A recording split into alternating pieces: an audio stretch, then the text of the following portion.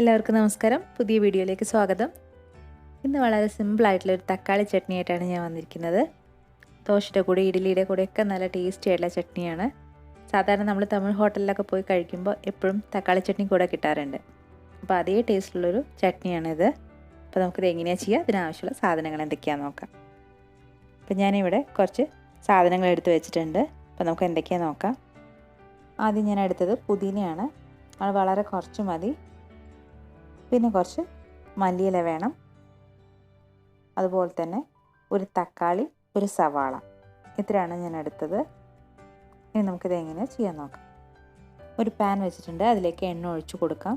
എണ്ണ നന്നായി ചൂടായി കഴിയുമ്പോൾ നമ്മൾ അരിഞ്ഞു വെച്ചിരിക്കുന്ന സവാള, ഒരു ഉള്ളിയാണ് എടുത്തത്, അത് ചെറുതായിട്ട് അരിഞ്ഞതാണ്, അത് ചേർത്ത് കൊടുക്കാം.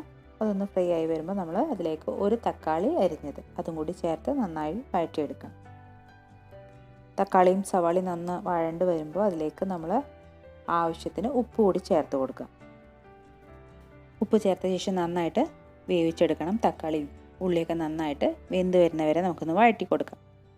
തക്കാളിയും സവാളയൊക്കെ ഒന്ന് ഫ്രൈ ആയ ശേഷം നമ്മൾ അതിലേക്ക് മുളക് പൊടി ചേർത്ത് കൊടുക്കുകയാണ്. ഞാനിവിടെ ഒരു 1.5 ടേബിൾ സ്പൂണോളം മുളക് പൊടിയാണ് ചേർത്തത്. അത്യാവശ്യം നല്ല എരിവുണ്ട്. അത് ചേർത്ത് നന്നായിട്ടൊന്ന് ഫ്രൈ ചെയ്തെടുക്കാം. തീ താഴ്ത്തി വെച്ച് വേണം ഫ്രൈ ചെയ്യാൻ. ഇനി അതിലേക്ക് നമ്മളൊരു 1/4 ടീസ്പൂണോളം മല്ലിപ്പൊടി കൂടി പോകരുത്, വളരെ കുറച്ചേ പാടുള്ളൂ, ജസ്റ്റ് ഒന്ന് ഫ്ലേവർ വരാൻ വേണ്ടിയിട്ട്. അതും കൂടി ചേർത്ത് നന്നായിട്ട് ഫ്രൈ ചെയ്തെടുക്കാം. പൊടികളൊക്കെ നന്നായിട്ട് ഫ്രൈ ആയി വരുമ്പോൾ നമ്മൾ അതിലേക്ക് കുറച്ച് മല്ലിയില ചേർത്ത് കൊടുക്കാം. അതുപോലെ തന്നെ പുതിന ഇലയും കൂടി ചേർത്ത് കൊടുക്കാം. പുതിന ഇല ചേർക്കുമ്പോൾ ശ്രദ്ധിക്കണം, വളരെ കുറച്ച് ചേർക്കാൻ പാടുള്ളൂ. മല്ലിയില കൂടിയാലും ടേസ്റ്റാണ്, പക്ഷേ പുതിന ഇലയുടെ ഫ്ലേവർ മുന്തി നിൽക്കാൻ പാടില്ല. എന്നിട്ട് നന്നായിട്ട് ഫ്രൈ ചെയ്തെടുക്കാം. നന്നായി ഫ്രൈ ആയി വന്നിട്ടുണ്ട്. ഇനി നമുക്കിതൊന്ന് അരച്ചെടുക്കണം. നമ്മൾ നേരത്തെ റെഡിയാക്കിയ തക്കാളി മിക്സിയുടെ ജാറിലേക്ക് ഇട്ട് കൊടുക്കുകയാണ്. എന്നിട്ട് ചൂടാറിയ ശേഷം നന്നായിട്ട് അരച്ചെടുക്കണം. നന്നായിട്ട് അരച്ചെടുത്തിട്ടുണ്ട് നമ്മൾ ചട്നി. ഇതിലേക്ക് അധികം വെള്ളം ചേർക്കുന്നില്ല, വളരെ കുറച്ച് മിക്സിയുടെ ജാറിലേക്ക് കുറച്ച് വെള്ളം ഒഴിച്ചിട്ട് അതും കൂടി ഞാനതിലേക്കൊന്ന് ഒഴിക്കുന്നുണ്ട്. അല്ലാതെ കൂടുതൽ നമ്മൾ വെള്ളം ചേർക്കേണ്ട ആവശ്യമില്ല. ഇനി ഇതിലേക്ക് നമ്മളൊന്ന് കടുക് വറുത്തിടണം. നമ്മൾ സാദാ ചട്നിക്ക് വറുത്തിടുന്ന അതേപോലെ തന്നെ എണ്ണയിൽ കടുക്, വറ്റൽമുളക്, കറിവേപ്പില ഇതെല്ലാം ഫ്രൈ ചെയ്ത ശേഷം ഇതിലേക്ക് ചേർക്കുകയാണ്. നിങ്ങൾക്ക് വേണമെങ്കിൽ കുറച്ച് ഉഴുന്നുപരിപ്പും ചേർക്കാം. ഞാനിവിടെ ചേർത്തിട്ടില്ല.